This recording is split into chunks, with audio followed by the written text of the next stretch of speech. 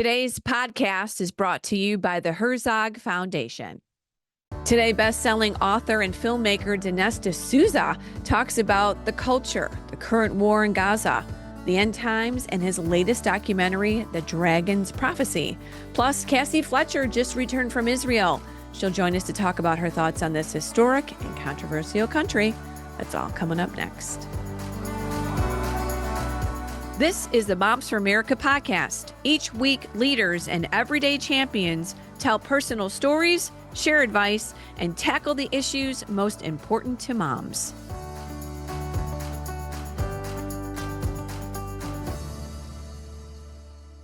Hi, moms. I'm Debbie Krolitis, your host, and welcome to the Moms for America podcast. I'm so glad that you're joining us again this week, moms. Every episode, we get together to inspire, encourage, and educate moms in their journey through motherhood. Alrighty, on to today's great show. I'm so excited. Our first guest is Dinesh D'Souza. He is one of the most prominent conservatives in the U.S. today. He was born in India and he came to America as an exchange student in 1978. He served as a policy analyst in the Reagan administration, and he was a scholar at two prominent think tanks. He's a best-selling author, and he has made 8 films. His latest documentary is The Dragon's Prophecy. I want to go ahead and start with that trailer. Then another sign appeared in heaven, an enormous red dragon. Revelation 12:3.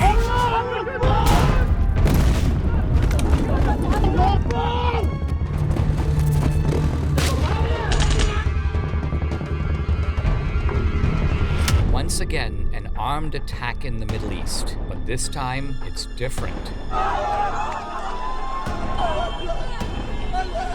October 7th was the devil's holiday. It's very hard to believe what happened, even though I was there and seeing with my own eyes and seeing them laughing and killing and having fun with it. Because if you don't open the door, they are going to kill you and they are going to kill me, so please open the door. So who are the Jews? Who are the Palestinians? And whose land is it really? Could the fate of the world, of humanity itself, be somehow tied to this place? The nation of Israel is a resurrected nation. So what if there was going to be a resurrection of another people, an enemy people of Israel? The Bible speaks about this whole war as a dragon representing the enemy attacking a woman representing Israel. The civilian deaths on both sides represent victories on the part of the dragon. Hamas did everything within their ability to maximize the civilian casualty. We came back to a land that was largely barren and empty, and we brought it back to life, and we're going to keep it. The devil hates the Jewish people because they represent the existence of God. Because without that Jewish foundation, there is no Christianity.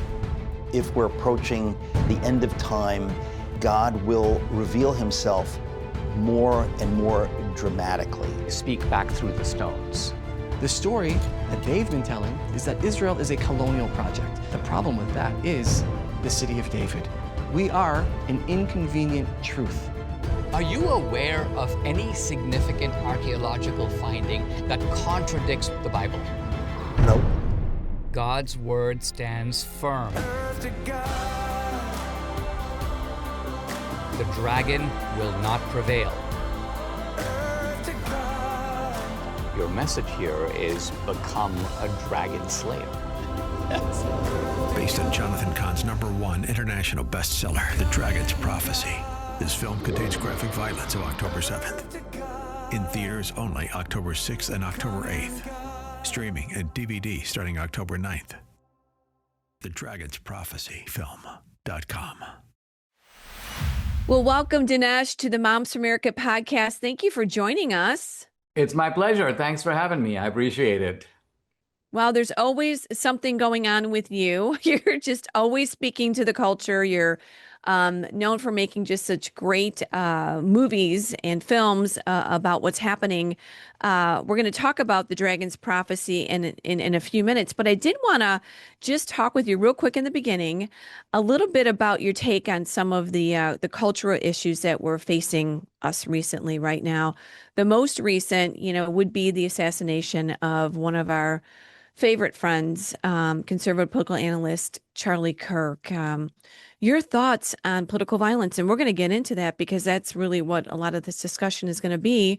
We're seeing this here in America more than ever. Yeah, we are. And look where it's coming from. It's coming really from two places because we talk generically about political violence, but, Charlie Kirk isn't assassinated because of what he thought about, let's say, tariffs or his view of economic policy. The two issues in this country that can get you killed: one, the trans issue, and two, Palestine, broadly Islamic radicalism. And we've seen terrorist incidents from both of those camps. And isn't it interesting? You've got the trans camp, which is sort of the LGBTQ, the cultural left on the one side, and then you have the radical Muslims on the other side. And these camps are allied politically, and yet they are both producing this kind of political violence. Notice that these two camps don't inhabit the same world. They wouldn't live comfortably with each other, right? You can't take a bunch of LGBTQ people and stick them like in Gaza or the West Bank. They wouldn't be too happy over there. And similarly, you can't take a bunch of, devout Muslims and put them like on the Folsom Street Fair in San Francisco, which is like LGBTQ country. And yet they are joined. Why? Because they have the same enemies. And who are the same enemies? Israel, the United States, the Jews, the Christians, as they say, the little Satan, the big Satan. And so this is, I think, a very important phenomenon of our time. The union between, some people call it the union between the red and the green, the red meaning the communists, the communist left, and the green referring to the Islamic radicals. Yeah, they are very united. Like you said, such different camps, but yet united against really what all of us are believing and championing, freedom of America. Where do you see this going right now in America when you look at this? We've had the assassination, obviously, attempt on President Trump, and so much violence on college campuses. And we've got the ICE, trying to take the criminals off the street. And it's scary. It's really scary after these assassination attempts. Look, the left in this country encourages all this. The reason that ICE keeps taking over the court building in Portland is because the local authorities are complicit. The left-wing billionaires are funding some of these networks through intermediate nonprofits. So the only people who can stop it is going to be the Trump DOJ, the feds. But here we have a problem because just as the feds are cracking down, let's just say they're looking for when in the case of the killing of Charlie Kirk, was this a larger conspiracy? Were there other people who at least maybe didn't participate but knew about it? As we know, there were chats on Discord where some of these trans activists were like, something big is going to go down tomorrow. They seemed to know that something was coming down the pike. And we need to find out more about this. But just as we are going after Antifa, we are going after these militarized trans operations, from our own side, from the right, we have influential voices jumping in and saying, it's Israel, it's Mossad, it's the Jews. So to me, this is actually a distraction. It is dividing our own side. It is preventing the Trump agenda from moving forward. It's preventing us from holding these domestic terrorists accountable. It's giving the shooter, a defense. Because the shooter can go in the courtroom and say, well, listen, you may have my fingerprints, you may have my DNA, you may even have me on video, but here's a photograph of a drain pipe and maybe a Mossad agent climbed out of it and he's the guy who shot Charlie Kirk, not me. So the Jews did it after all. There's reasonable doubt if you're looking for it. So I'm worried about all these developments. They can't be healthy, and it's especially disturbing that they're coming from our own side. Yeah, there is a lot of discussion. You can't go through your social media feed without 100 views, takes, opinions from obviously, like you said, from some, you know, what we call big stars in the conservative movement, and all of a sudden, nobody's kind of doubting or not knowing where to go or understand and wondering, is the government involved? I mean, it does. It gets absolutely crazy, like you said, and you're saying it's just such a distraction. Yeah, I think, the young people are a little vulnerable to all this, and I kind of Yeah, know why. They're frustrated, they're angry, they don't see that they have the same American dream as their parents. They've right, also seen that other institutions have lied to them. The CDC lied to them under COVID. right, The FBI lied to them. So there's right. a natural and earned distrust of these institutions. And so they are ready made for kind of wild conspiracy theories. And look, it's good to ask questions, it's good to challenge Sure. things. But if you're going to do investigations, try to produce some reliable facts, try to produce some conclusions that people can depend upon, rather than floating one wild idea. And the moment that's shot to the ground, you come out with another wild idea, and you keep doing this, expecting people to gullibly follow along, like the people who followed the Pied Piper in Hamlin right off the precipice. Yeah. Yeah. I agree. I think too, when we're talking about this younger generation, they are looking for truth because they, like you said, they have been told what to think, what to do. And again, that's why the freedom of speech and Charlie going across the country, the movies that you're sharing, this discussions are being had are so important because, like Charlie said, and I know you agree with this, that once we start able to talk and discuss, that is when things get dangerous. So, left, right, good, evil, we're seeing this play out in the culture, really in every facet. It's dividing families. Um, what do you see coming? What would be some of your thoughts for what we can Well, look for? I think the important thing going forward, and I think the mood is already ripe after the Charlie funeral. Debbie and I were right in the front row, Yeah, I and saw it was it. such a moving event.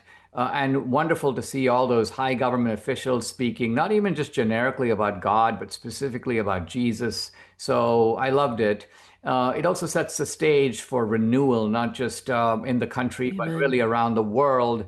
And I think this, my new film, can be a part of that because I think one of the lessons we're learning is that we don't want to avoid the political. The political is Right. at the ground level, it is gritty and it is something we have to engage, but it is also integrated into a kind of larger issue, which is the moral, the spiritual, even the Yeah. biblical. And so I've made a film that's unlike any of the earlier ones I've done in that it combines biblical archaeology, biblical prophecy, and current events. So I'm talking about Israel, Hamas, radical Islam, but in the context of larger events described in the Bible.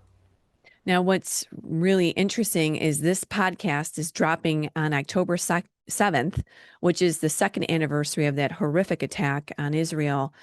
Um, America has been brought into, our eyes have seen um, the horrific murders of what's happening over there like we've never seen before because of October 7th. Yeah, now the film shows those things. Right. It doesn't show the most brutal, but it does show enough Yeah. that you have the experience of it. And that's important because, it's one thing to know about something, it's another thing to know the thing itself. In my Yeah. earlier films like 2000 Mules, I didn't just want to tell you about election fraud. I wanted to show it to you. Here's the You 2020 did. Yeah. election. Here's a drop box. Here's a guy pulling up at a Yeah. car in the middle of the night. He's got a big So backpack good. full of ballots. You got to see it, is my point. You do. You have to And see it to believe similarly, it, right? right. And notice that, the footage of October 7th, very, very few people have seen. So I thought it's appropriate to begin by showing it to people. They need to see it. It Yeah. is what kicked everything else off. But then you need to apply a sort of interesting analysis. And our Hmm. analysis is essentially to say that the battles between Israel and Hamas, the Palestinians, Hmm. are actually sort of an echo or a recreation of battles in the Bible between the Israelites and some of their most determined and persistent enemies, notably the Philistines. So the Philistines, the Palestinians, that is actually the same word, it's the same name. And not only that, the tactics of October 7th, you can find them in the Bible because the Philistines used them. You know, when Samson, the biblical hero who represents the strength of Israel, was captured, by the way, by the Philistines, Yeah. they blinded him, just as Yeah. Israel was blinded on October 7th. The Bible says he was dragged to Gaza. Gaza's in the Bible. And the people of Gaza said, bring this man out so that he may entertain us. And right after October 7th, hostages were taken to Gaza. They were stripped. They were paraded on the street. People are chanting, Allahu Akbar. So one of the points that Jonathan Cahn makes, he's the author of the book, The Dragon's Prophecy, which the film is based on. He says Samson was the first hostage of Gaza. So, It's you know, to fascinating, me, yeah, this is a kind of enlarged and provocative and interesting point of view that goes beyond the current debate and helps people to see things in a clearer light. Why did you decide to do this? Why was this important to you? And really for all of us to watch and understand and take in, a perspective and be educated. You know, I couldn't even have guessed when I was making this film that it would be as pressingly timely as it is. I set out to Wow. make a film that was kind of timeless. And by that, I mean, I discovered some of the remarkable findings of biblical archaeology, findings that for the first time prove or validate the key figures and events in the Bible. If you lived 100 years ago and somebody said to you, prove to me not using the Bible that King David existed, you could not do it. King David was in the Bible, but only in the Bible. But now we have a seal, like an inscription that came out of on a stone in northern Israel, and it talks about the house of David. In fact, it is a seal, an inscription made by the king of Syria, and he's very happy because he says, I just won a military victory against the house of David. And so think about it. If there was a house of David, well, that means there was a David. David, And right. so I found all of this extremely fascinating when I first encountered it. Now, this was before October 7th, but then October 7th came along. And I got the idea of making a film that would combine politics and war and archaeology. The relevance of the archaeology is it deals with the question of whose land is it? Yeah. And Good question. Good question. it is. It is. And then later I met Jonathan Cahn. I read his book, The Dragon's Prophecy, and I'm like, wow, this, the archaeology is the past. October 7th and the aftermath, the war, that's the present.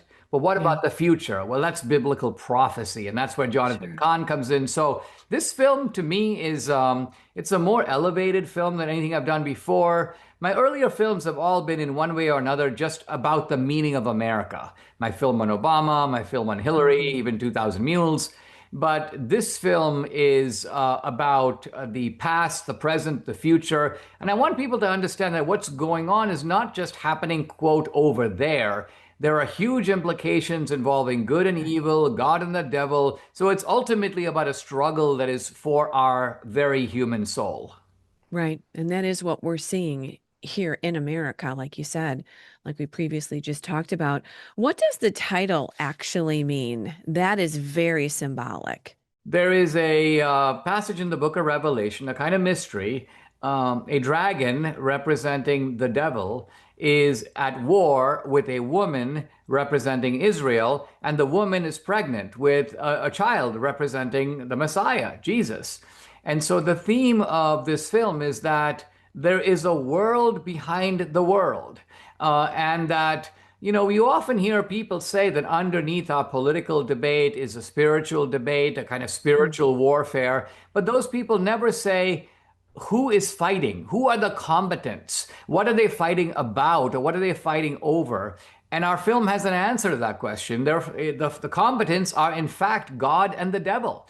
And their fight is a very unusual fight because the devil cannot defeat God. The devil cannot overthrow God and unseat him from his throne.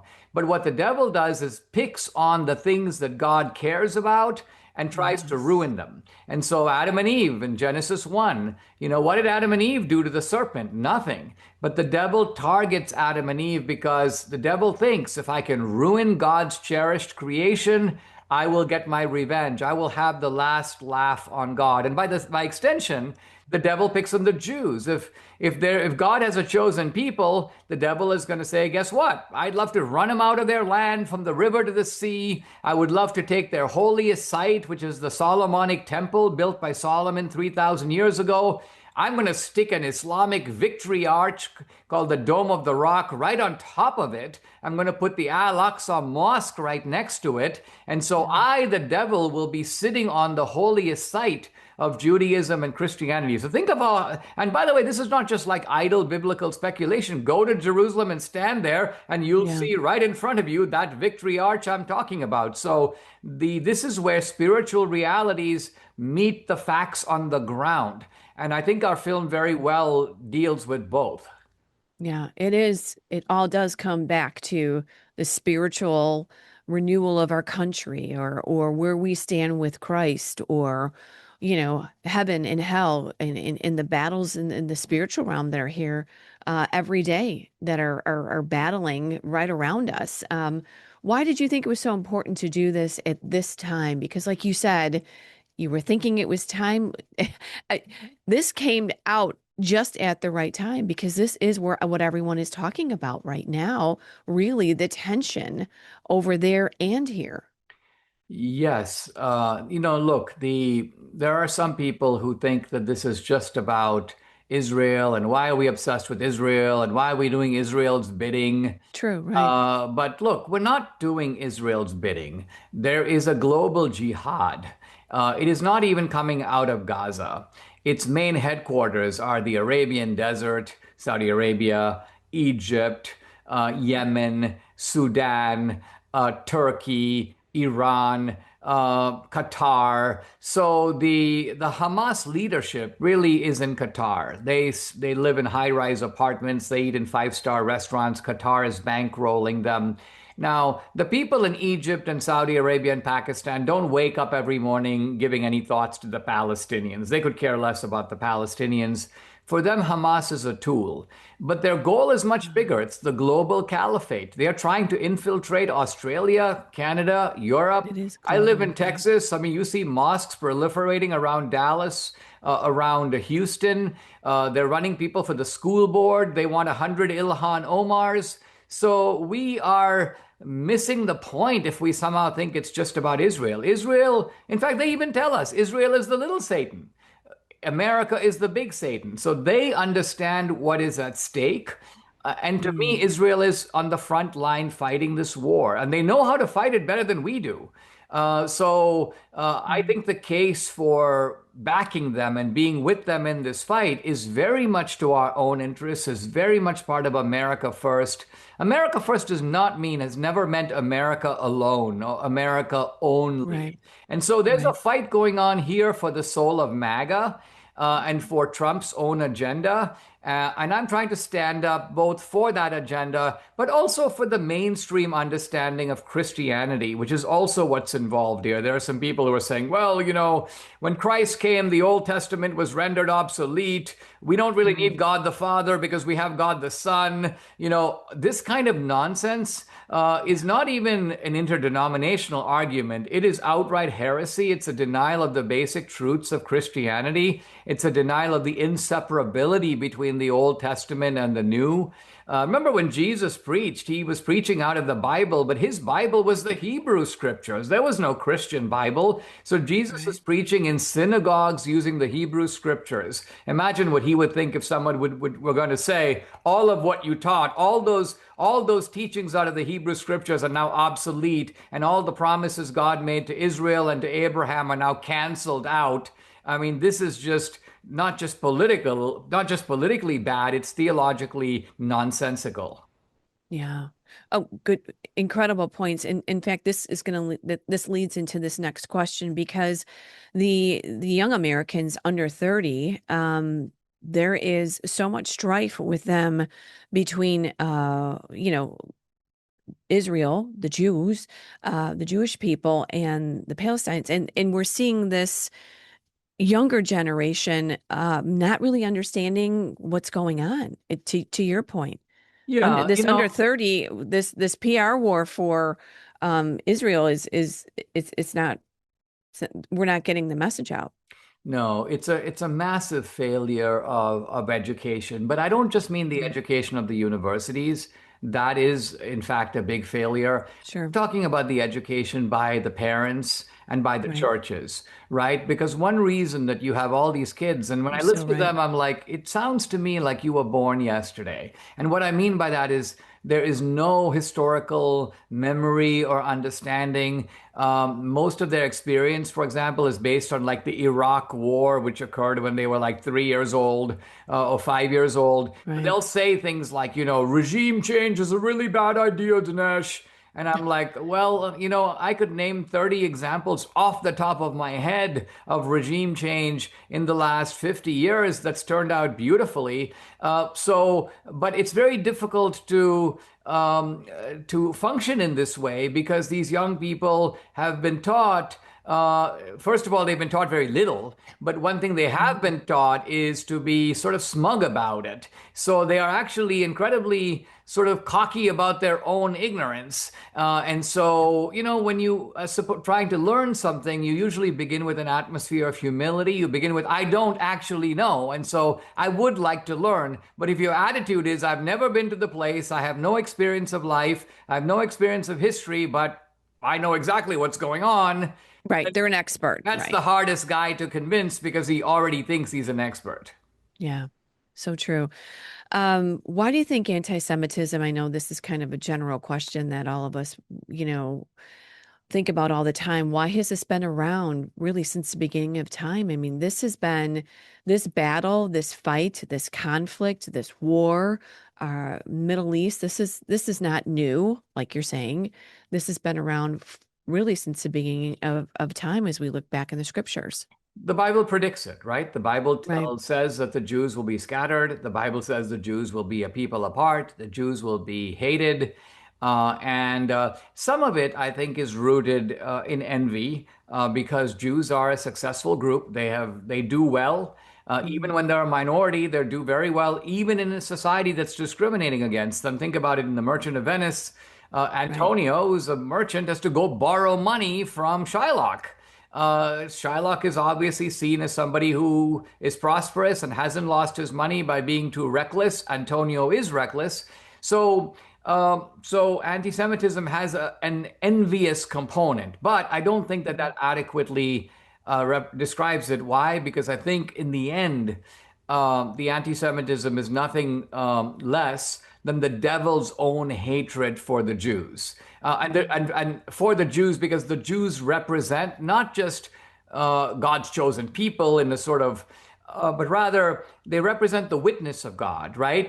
Jesus Messiah came out of the Jews. The Ten Commandments came, the laws, the prophets. So that's all the stuff that the devil can't stand. And the Jews become the scapegoat for the devil's vengeance against God himself. All right, moms, right after this short break, we will continue our discussion with Dinesh. Stay with us. Hi, moms. I'm excited to share some news about our new sponsor, the Herzog Foundation. We know you're passionate about raising patriots and empowering your children with the best education possible. And the Herzog Foundation shares that passion. They're dedicated to promoting liberty through education freedom and helping parents like you choose the best educational path. They offer a powerhouse of resources designed to support families and schools alike. Whether you're ready to dive in headfirst to the world of education or simply looking for more ways to empower your child's learning. From free training events to their must-read online publication, The Lion, they're committed to keeping you informed about what's happening in education. Also, if you've ever thought, moms, about starting your own Christian school or co-op, their School Box online course will give you everything you need to get started on the right foot. Again, we are so proud to partner with the Herzog Foundation, and we encourage you to explore all their amazing tools and the insights that they offer. So go ahead, visit herzogfoundation.com to learn more. You won't want to miss these incredible resources. Again, find it all out at herzogfoundation.com. You know, I've never really felt comfortable sharing pictures of my kids on social media. Then I found Tuvu, a premium social app with an actual, authentic community. No bots, no one trolling me or my family. Just clean, wholesome content you can trust.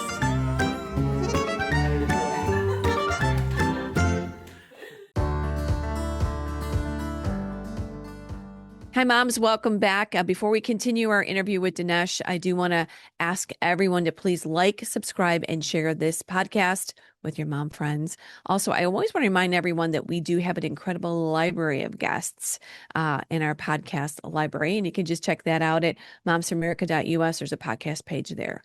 Also, regarding podcasts here, if you have any ideas or topics that you would like to send over to me, would you please email me at podcast@momsforamerica.net.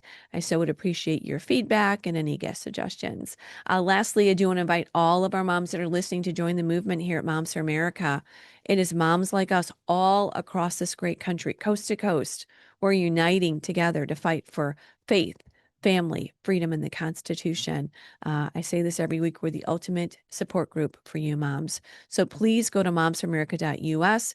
Check out all of our information, our resources, our webinars, our seminars, just everything we have there to help you, mom, in your journey through motherhood. So, all right. Here we go. Back to the interview with Dinesh.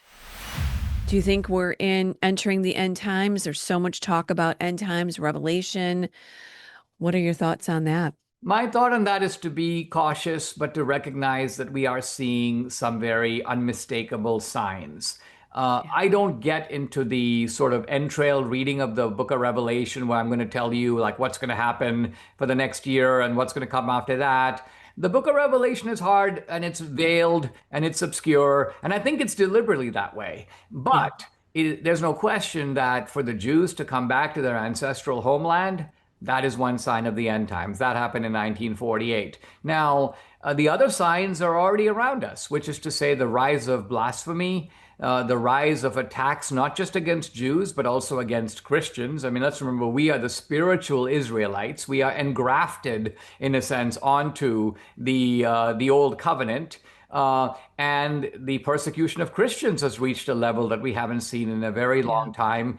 We're seeing an attack not just on God, but God's creation, attacks on the distinction between men and women, attacks on marriage and family and community. And, you know, it's one thing to attack morality, but it's another thing to take good and make it evil, and to take evil and make it good. So this kind of moral inversion, this kind of ethical somersault, we're seeing that in our time. So all of this to me is maybe the precursor or the early signs.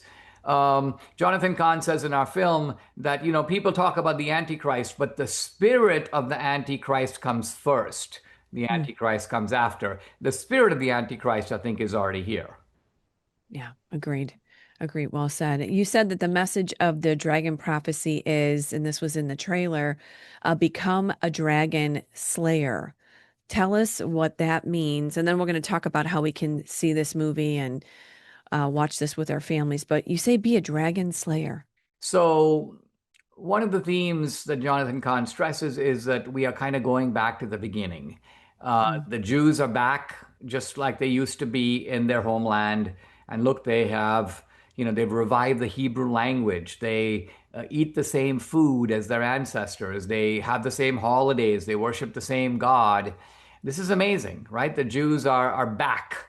And in some ways, you could see the Palestinians as the sort of spiritual recreation of the Philistines. So the Philistines are back. And Jonathan Kahn's point is, look, if everything is going back, in fact, you could argue that in Western society, paganism is back, the paganism that preceded Christianity. People are worshiping crystals and cults, and there are all kinds of voodoo. And in fact, we think about when they gave their babies to Baal. I mean, that's just today's abortion is the same thing. We're murdering our children. They have now, you know, these kind of quasi-demonic ceremonies at the Olympics. And so there's all this stuff going on. And so here's Kahn's point. If the enemies are going back to the way they were, we need to go back to the way we were. So the Jews today, some of them have to put on armor, just like the ancient Israelites getting ready to fight the Philistines. But for the Christians, we need to go back to the way we were in the book of Acts. The sad thing to me about Christianity is that for many people, Christianity has lost the force of its original revelation. We need to get it back. And the way to get it back is to imaginatively, spiritually go back to the Christianity of the book of Acts. Think of the apostles on fire for Christ, ready to do spiritual warfare. We need that is to me the meaning of revival. If we talk about a third great awakening, and let's hope that Charlie's assassination will have the benefit of kicking that off. And I want this film to be a part of that renewal and reinvigoration. I do believe that revival is here. I do believe that it has been bubbling and moving within every home and community across America. We know that Jesus is the answer, and that all of us need, when I speak across the country, I'm like, oh, politics is good. Get involved, do your community, do all that good stuff, teach your kids the principle of liberty. But if your home is not in order, that's where it has to be. We have to be in church. Charlie said, go to church on Sunday. I mean, we've got to get our homes in order spiritually, our marriages. This is our foundation of hope and truth. And that's really the call for all of us, is to get ready, get it together. And we need to also kind of realize that there are remarkable things God is doing. I mean, when I saw some of this biblical archaeology, I'm like, for thousands of years, these figures like Pontius Pilate and Jeremiah and Isaiah, we accepted them on faith, but we couldn't prove their existence. But now we can. And I'm like, since we have a seal with Isaiah's name on it and another one that refers to Jeremiah, and since we have an inscription of Pontius Pilate found in Caesarea by the sea in northern Israel, I mean, why isn't this information shouted from every synagogue and church? The pastors need to get their acts together. They go to divinity school to teach their same recycled lessons Sunday after Sunday. My point is, more people want to go to church if those guys kind of upgraded their act a little bit. So I think all of us need a push, an impetus to do better. And I think the result of that would be a lot of healing and improvement in our society. Yeah, that would bring true revival. How do we see this movie? Tell our audience, and again, why it's just so important to take time out and give some time to watching this and kind of absorbing the information. This is out October 7th. The movie will be the next day, October 8th, in theaters, about 400 of them nationwide. You can buy tickets by going to the website. In fact, you have to buy them on the website, thedragonsprophecyfilm.com. So the dragons, plural, prophecyfilm.com. Now, the day after that, October 9th, Thursday, the film goes into streaming and DVD. So you can pre-order the DVDs right away. Do it now. If you want to watch at home, you can stream, you can get DVDs. But if you can't possibly see it in the theater, you basically have one more day to do it. But do it. I make the films for the theater, and the theatrical experience is just amazing. The film is very cinematic and lends itself to watching it in the theater with like-minded people. It's just downright awesome. But I understand we live at a time where lots of people want to watch at home, and that's fine too. Well, we've got all those options in today's world, right? We can go to the theater, we can stream it, we can purchase it, all those great things. Thank you, Dinesh, for coming on and talking with us. I know the moms are everything affects us in our home, and this is just another great discussion on the culture, truth, the truth and the good and the evil and the bad and what's happening with Israel and Palestine, all this stuff. This is so important because this is happening in America every day. So thank you. Thank you very much. Appreciate it. All right, moms, what a great interview with Dinesh. Again, if you want to go ahead and see this movie tomorrow, October 8th, it will be in the theaters. You can get those tickets only online. That website is thedragonsprophecyfilm.com.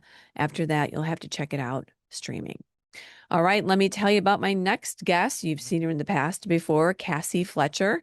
She is the Executive Director of Membership and Education here at Moms for America. Well, Cassie recently returned home from a trip to Israel, and she's going to talk with us about that.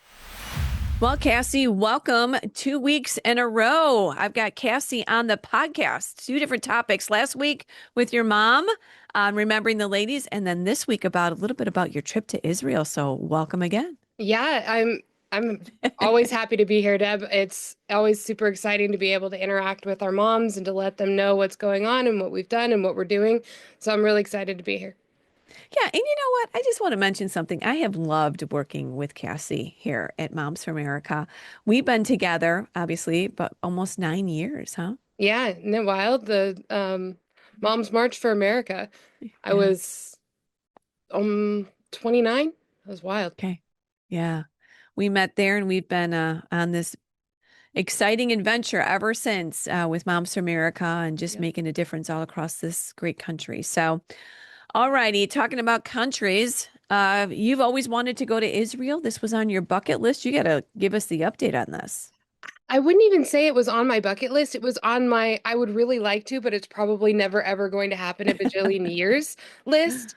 But I made a connection with Destiny from Christians United for Israel last October, I think, and it was one of those things that you do. You're at an event, you're networking, you're talking, you're saying, "I do this. What do you do? Oh, that's so cool." And then I forgot about it until she reached out to me in April and was like, "Hey, we're going on a trip to Israel in September. Do you want to go?" And I thought it was a scam at Right. first. Like, I mean, what? What are you talking about? But I mean, she used my name. She had my email address. She emailed me from her Kufi email address. I mean, I'm glad you returned it. me You too. didn't think it was a Me scam. too. I'm absolutely glad. So I was like, I don't know what my finances are going to look like in September, but I'm absolutely game for that. And she's like, "Oh, don't worry. It's all expenses paid."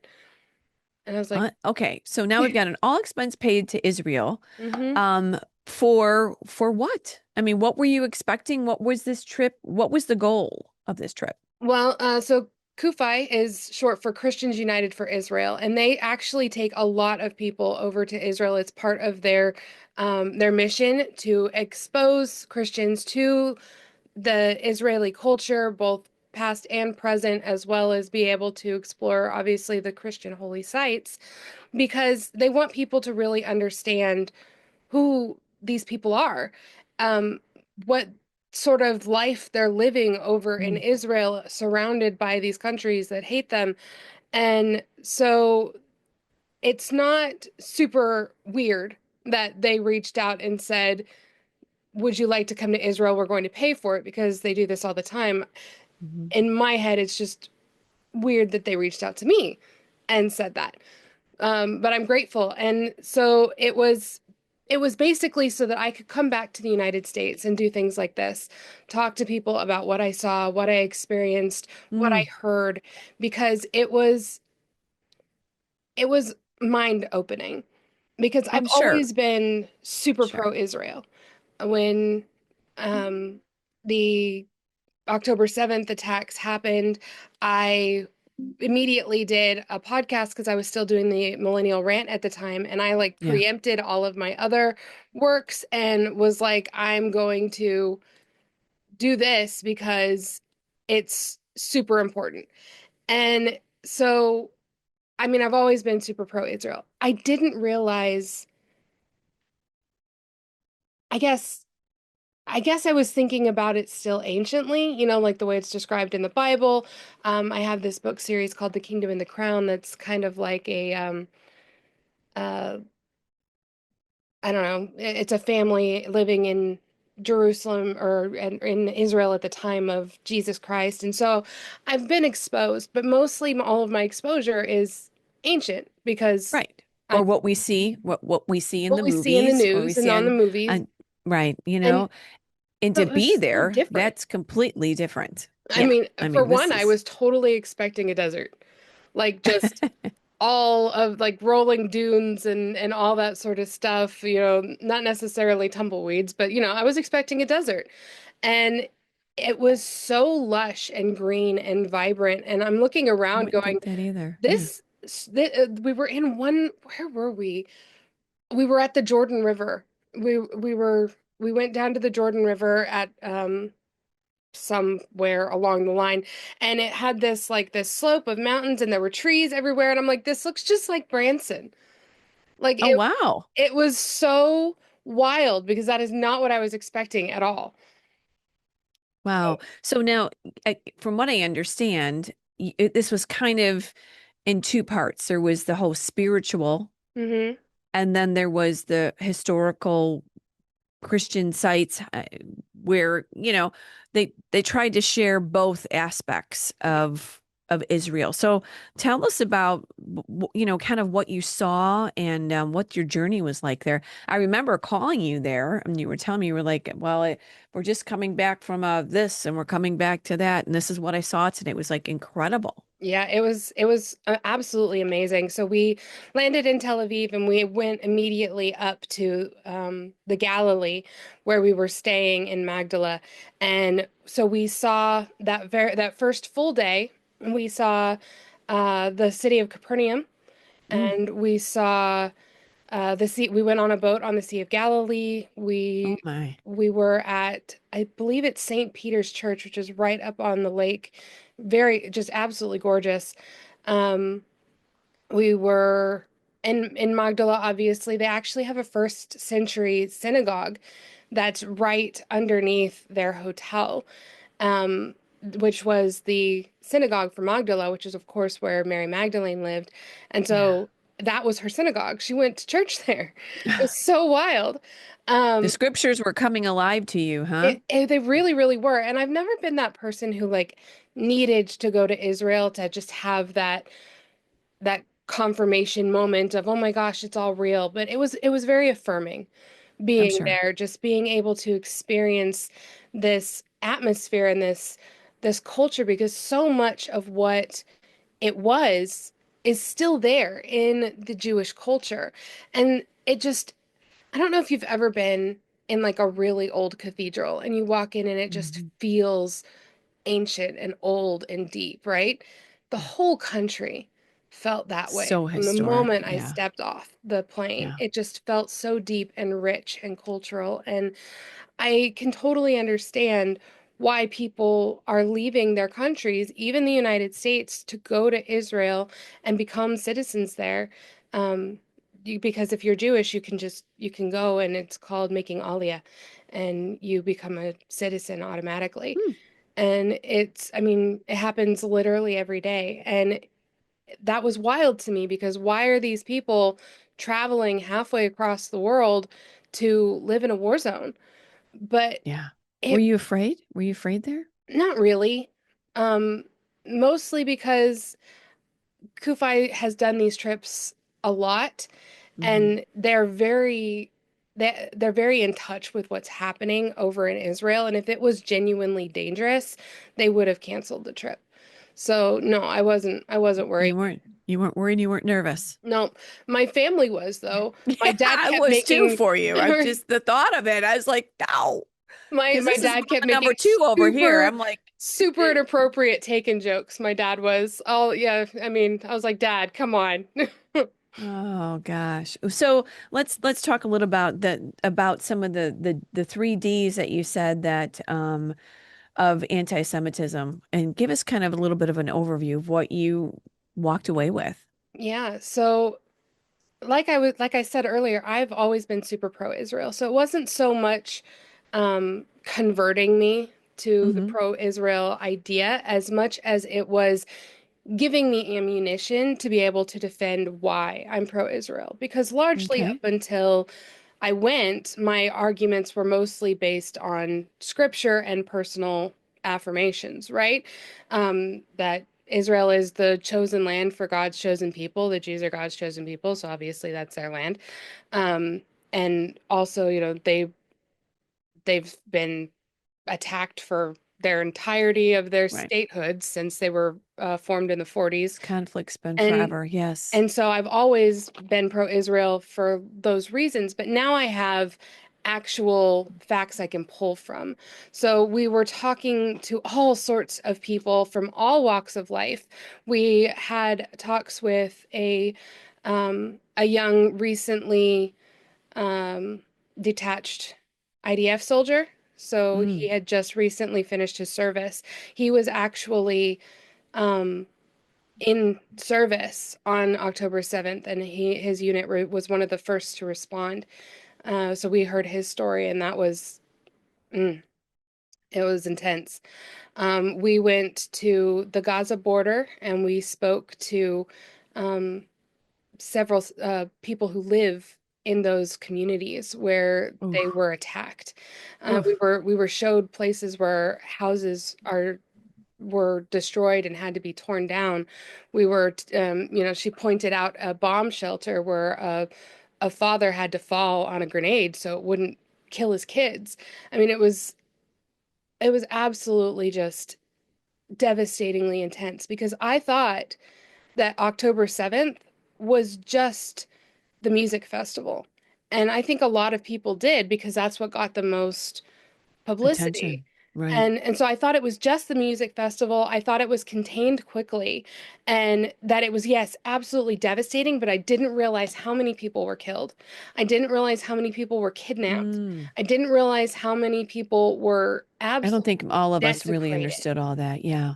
And so when we went to the Kibbutz Re'im fairground the where they had the music festival, it's now set up as kind of this memorial shrine. Yes. I saw some of And that in Dinesh's yeah, and film. it's just so devastating because that's all these people have left of their family members who were murdered and kidnapped, and that they're so willing still to make peace in the Middle East. And I feel like it's very, I don't know, it's so hard for me to comprehend because I think a lot of us compare October 7th to 9/11, right? It's the way that we're trying to make connections in our head. It was so much worse because it was so personal, so deliberate. I mean, yes, 9/11 was horrendous, but they flew planes into buildings. They weren't on the ground shooting people in the head, kidnapping babies. Massacre. It Yeah. was brutal. Yeah. So when we were talking to many of these people, one of the ones that we talked to, I believe she's the deputy mayor of Jerusalem, and her name is uh, I can't remember. I remembered until I said her name is. Anyway, Yeah. That's fabulous, okay. fabulous, fabulous woman, and she was very frank with us, very open, very upfront, and she told us that there's a line between anti-Semitism and criticism. And Okay. she said there's nothing wrong with criticizing a government when you disagree with them. She's like, I don't agree with everything the Israeli government is doing.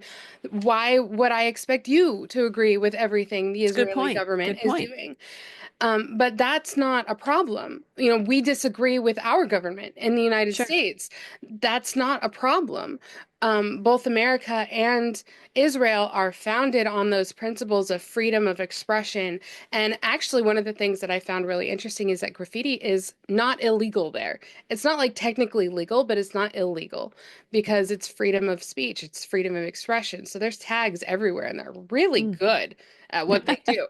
But anyway, so it was very enlightening to hear her talk about it because it's I think it's difficult for people who are pro-Israel to say, well, I don't understand why they would do that, or I don't understand why that would happen, or I really don't agree with the action they took here, because it feels almost like you're saying I am no longer supporting Israel.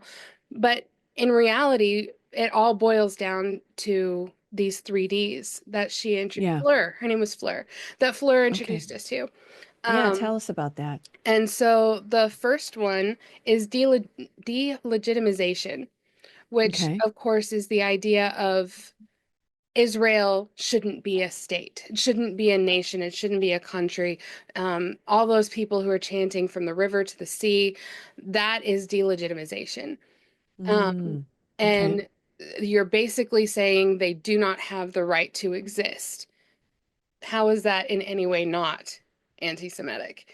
Right. You're to erase an entire people Right. just because you don't like the fact that they have a homeland. And then the second one was Demonization. demonization. Yep. And so that is something that's actually been really prevalent pretty much since the time of Jesus Christ, or not so much Jesus Christ, but the time of when Christianity became the religion of Rome, and they punished the Jews for being the ones who killed Jesus and that sort of thing. And so this has been going on throughout history, and it's one of the reasons why the Holocaust was able to happen, Right. is because they were told that Jews were parasites, they were subhuman, they're monsters, they're baby killers, they're whatever. We're doing that now. We're doing that today. Yeah. It's Terrible. and nobody ever stops to question the narrative and say, well, what about this angle? It's always just Israel is evil. The people there are evil. The government is evil. And it's like, well, they're not though. So that's demonization. And then the other one is double standard. And this, I think, happens the most often because people are so quick to jump on anything that Israel does and turn it into a bad thing. But they're completely ignoring other things that are happening globally that are even more horrendous. You know, nobody's really talking about the fact that just a couple, I think, weeks ago, maybe as much as a month, um, thousands of Druze, Druze, were murdered Right. in Syria Yeah. simply for being not Muslim. And Right. and nobody's talking about that. Instead, they're talking about, these pictures of these kids that are, supposedly starving in Gaza, and maybe they are. There are some things that are coming to light to show that that may not be the case, but I'm not here to argue that. But why are we saying, that Israel needs to be, caring for these people in Gaza when nobody stops to say, well, why isn't India sending care to Pakistan or vice versa? It's a double standard. Yeah. And if it's And wrong, let alone it's very complicated. it is. It's I mean, when super people start, complicated. right, when people start commenting on this is one of the things that I just talked with Dinesh about, is that the young people, this young generation, I mean, there is so much anti-Semitism. We're seeing this, the PR war for Israel is losing with a lot of young people. We're It seeing really this. are. And it's so wild to me because one of the things that really brought the Israeli Hamas interaction into the forefront was October 7th. And Yeah. yet, almost immediately, the narrative was flipped. Within, weeks, it was Hamas, and they never say Hamas. It's always Palestine. It's always the Right. Palestinians. It's always Gaza. It's never Hamas. Nobody ever says anything about the fact that this terrorist organization is controlling this territory and subjecting their people to these horrific conditions, using them as human shields, and, building military installments in hospitals and schools, which, by the way, is a war crime, but nobody's talking about that. They only want to talk about the fact that, oh my gosh, I saw this and this headline pop up on my news feed a while ago where it was Israel announces they're going to bomb a certain place and that the civilians had better evacuate or else. And I'm like, why are you spinning that like it's a bad thing? Israel just literally gave up their military plans to spare the lives of people who are who are innocent, and yet it's being demonized. Like, how dare they blow up this area, because that's where the bad guys are. Because the bad Yeah. guys are using people as shields. Yeah. And yet Yeah. I mean, Israel those is the terrorists, bad guy.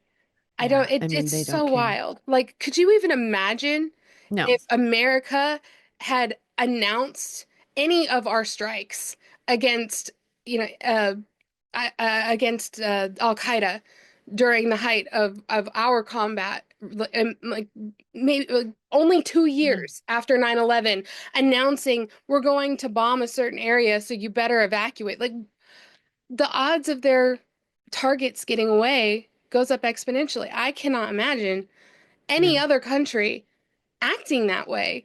And yet No. we're demonizing Israel for acting that way. And Yeah. although if they had just bombed the area and people died, we would be demonizing that too. So, I mean, Right. It's a double-edged sword there. it Yeah. is. I mean, it's a lose-lose. No matter what they do, they're always apparently in the wrong. Yeah. So anyway, we talked to a lot of people. We learned a lot of things. Fleur, like I said, was very open. She It said, was very doesn't helpful. doesn't matter what you ask me, you can't offend me, which I think is just a general Israeli, like, Oh, is it? way of thinking, because our tour guide Peter said the same thing. He's like, you can't offend Hmm. me. I'm Israeli. And he's like, he said, uh he said, excuse me in Hebrew is an elbow to the face. And so Wow. he's just funny. So they were very frank, very open. They didn't have any Did problems that talking surprise you? about it. It really did. Because they Yeah. didn't have any problems talking about the things that were going on in their country, whether they were good, whether they were bad, whether they were unsure about them. When we were down at the Gaza border, we were at one of the towns. A lot of the areas that were hit down there were the kibbutzim, but this wasn't a kibbutz. It was just a community that was on the border, about 15 feet away from the Gaza border, and they were hit pretty hard. Um, and the woman who was giving us a tour, she'd lived there for decades. She knew these Mm. people. It was a small community, very intimate. They had, like, I think she said, eight, like 300 families or something like that. Very, very small, very tight-knit community. And she's like, we always used to be Mm. pro-peace here. We Oh. wanted integration. We wanted solutions. We were all for the two-state plan. We were all for Which what, is another interesting, which everyone talks about this, but right. then never get right. But then she said, but she's like, now I I don't I don't want to care about those people. She says, Oh, terrible things are happening there. Hamas is starving their people. Bombs are falling from the sky. And she's like, and I'm just numb to it. I right. I And can't when you live in a I war can't care. zone, yeah, you're in a different frame of mind, I guess, I, be the best well, way to put and it. the fact that they did care, that they Yeah. had, you know, hundreds, Hoped. if not Yeah. thousands of Palestinians from Gaza came across the border every single day to work at the kibbutzim. They had two Mm. Palestinians who worked in their community doing handyman jobs. And she said, they were like family. They would stay in our home if they needed to stay the night somewhere. If he needed a tool while he was working at somebody else's house, he would walk into my husband's shed, take the tool, go do what he needed to do, and bring it back. I mean, these people were integrated into these communities. And so it's not just the fact that um, their communities, their isolated portion of the community was ruptured, but the connection that they had with the Palestinians in Gaza was also ruptured. Those Sure. people who worked in the Sure. kibbutzim, they now no longer have jobs. Yeah. I don't know how they are able to feed Everything their is their destroyed. families Yeah. without the aid that Israel is sending, because they're sending tons and tons and tons of aid. And And that's another thing. People are always talking about, the children who are starving in Gaza and how it's Israel's fault. But we have documentation showing that Israel is sending food. So instead of asking why are children in Gaza starving, we should be asking what happened to all the food? Right. Right. What did you, I want you to end with this so we know what your takeaway was. When you came back, now you're writing books on Israel. Uh, Um, what touched you the most? What impacted you the most? What changed? I know you were pro-Israel going there, but what changed or what was different when you came back? I think it was my understanding of how separated these people still are from their history and their culture because they've allowed it to happen.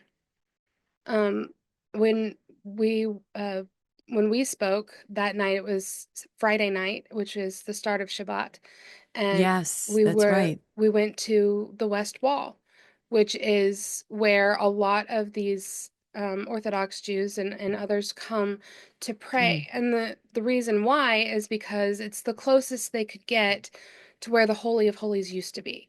mm, But it's not, I mean, the wall isn't a part of the temple. It's the retaining wall for Temple Mount. right. And I never understood why they didn't just rebuild the temple, right? You know, the I remember watching that movie Left Behind with Kirk Cameron when I was young, and they found the blueprints for the temple, and I'm like, is that all we're waiting for? Just blueprints for the temple? I am so confused. Right. And no, I found out that the reason why they don't rebuild the temple is because they don't control Temple Mount. It doesn't belong to them. It belongs to Mm, the Muslims because up on Temple Mount is the Dome of the Rock, which is the third holiest site in Islam. And right. so Gets into that instead, whole religious right, aspect of and this, so right? instead of fighting over it, they gave that Right. up when they Right. annexed Jerusalem, and they said, we're not going to destroy this. We're not going to change this. We're not going to desecrate this space that you guys have to worship. And so they can't go up there and pray. So they have to go down at the wall, the base of the wall, and Mm, pray. And me as a Christian, I was upset because I couldn't go on Temple Mount and see, where the temple used to be, to see where Jesus walked up there, to yeah. all those. I was upset as a Christian. And if I was upset as a Christian, I can't even imagine how they must feel every day, Yeah. knowing that it's right Yeah. there and they can't get to it. And it's like that everywhere. The Right. amount of just what they've done to accommodate for the two different or the multiple different cultures that live in this country is mind-boggling to me, because when people were coming across the West Bank border to drop bombs in trash cans, which by the way is why they don't really have trash cans out in Jerusalem, they're very difficult to find. um they built the Mm, fence, and everybody's calling it the apartheid wall, right? The only places where it's an actual wall are in urban areas, and that's so they didn't have to knock down houses to evict people. So they built oh, the wow. wall to be able Okay. to preserve the homes as they were. They built this fence very meticulously about where it was going to go, who was going to be on which side. There's a whole community of Palestinians who are living on the Israeli side who have a special access gate so they can cross into the West Bank whenever they want to. They have to Mm, come back through a checkpoint, but they can go and come as they want.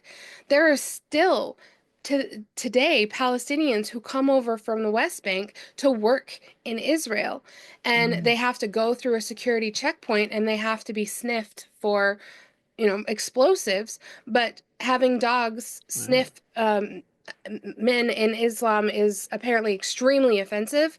And so they had to create this whole system of like tubes and fans and this like this room where the dogs are, and they vacuum the clothes of these men. The dogs smell the air that was vacuumed, It's and the like a men are different world. it's Literally, it but is a the different world. lengths that they go to be Wow. able to accommodate their sensibilities, their cultures, their religions. It was baffling to me. Like, Oh, and wow. I there were times when I thought, Israel's biggest weakness is how kind they are. Because no other country that I can think of, including the United States, would put up with this level of, I don't want to say pandering, but I can't think of a better word, where they are allowing themselves to not only go out of their way, but to go above and beyond to Extremely ensure accommodate. extremely accommodating. Yeah. And it just Wow. it was so unbelievable to me. Um, Yeah. What a especially trip. especially since, apparently, excuse me on the street is an elbow to the face, and yet they're so willing to integrate these cultures. When we went to Jerusalem, people talk about how you can't go from one quarter to the other, and that's just not true at all. Mm. We went from the Muslim quarter to the Jewish quarter to the Christian quarter to the Armenian quarter and back again. There is an intersection, and I think this is the thing that struck me hardest. There's an intersection. So, um, under the West Wall, because of construction things that happened in the past, there's a tunnel that follows along the West Wall. And so you can go inside the tunnel and follow the West Wall all of the way to the end. And when you come out of that tunnel, you come out into the Muslim quarter on the street that traditionally is believed to be Mm. where Jesus Christ carried the cross. So you have this Oh, intersection I of just love that. three religions that it just it spoke to me of this just genuine harmony, where you have that road where Jesus carried the cross. You have the Yeah. West Wall, which is the, current most holy place for the Jewish religion, and you have the Temple Mount where the Dome of the Rock is, and it comes out into the Muslim quarter, and everybody is there's no protesting. There's no get out of our space. There's no do you belong here. It was just people Uh, walking up and down the street. Nobody said anything about us coming out of the it had to West be Wall. really kind of like, wow. It really, What a it really moment. was. Yeah. And Yeah. it was so affirming to me because Mm. all of these people say all of these things, but when it comes down to it, they've never been there. They've never seen it. Yeah. They're taking the word of somebody who's taking the word of somebody who's taking the word of somebody. So don't take my word for it. Go to Go. Israel. I know that's what I was just going to say in closing here. I mean, really, this is a trip. This is an opportunity for all of us to go to see. I mean, not everybody has the opportunity to go to see Israel and then to get this kind of tour and to really have discussion with, the people that live there, the citizens there. And what a great time that was for you, Cassie. Can we get your book? Tell us about the books you're going to write real quick. I got a couple minutes left. Okay, so there was so much that happened, and one of the things that I didn't really talk about was that the second day we were there, the day that we went up to the Syrian border, and we really started to delve into the political side, was actually the day we found out that Charlie Kirk had been murdered. Oh, So right. we went to sleep, and he was killed while we slept, and when we woke up in the morning, that was the news we woke up to. And I mean, there's absolutely no way that that sort of event isn't going to color the entirety of the trip. And Yeah, and so it just for sure. so much of the emotions and the feelings and the things I was experiencing, it was too much to even just talk about with you. I mean, we barely scratched the surface. Yeah. So I decided I was going to take all of it and put it in a book. It's not very long. It'll be maybe 100, maybe 120 pages. Okay. But it's called The Price of Peace, a memory. Mm. Not a memoir, it's a memory. I'm not Wow. using this to push politics. I'm not using this to say I'm right and you're wrong. I'm just telling people What what you saw. I saw, what I Oh, that's heard, going to be and what great. I felt while I was there.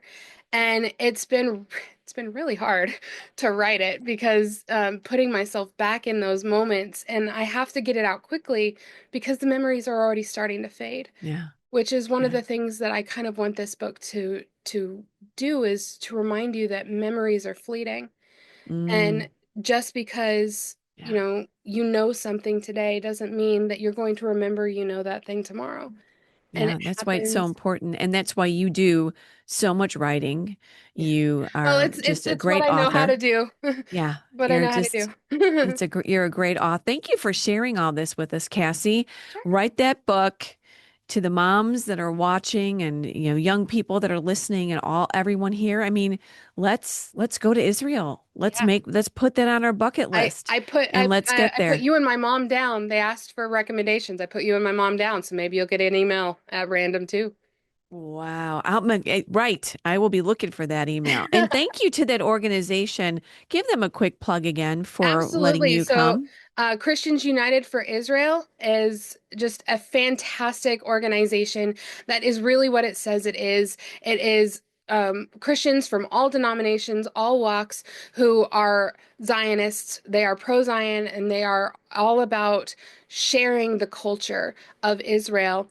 And so if you get the chance to look into them, they had their national conference just this past end of June and into the 1st of July, and they invited me to attend, and it was absolutely just out of this world amazing. The people who spoke, the quality of the it just was just it was phenomenal. So if you have a chance to look into them, they have if you're, if you have kids who are in college, or if you're in college yourself, they have university chapters, or I don't think Mm, they have chapters anymore, but they have groups that they groups on form, and they work campus. with other organizations, and they are always looking to bring students specifically to Israel.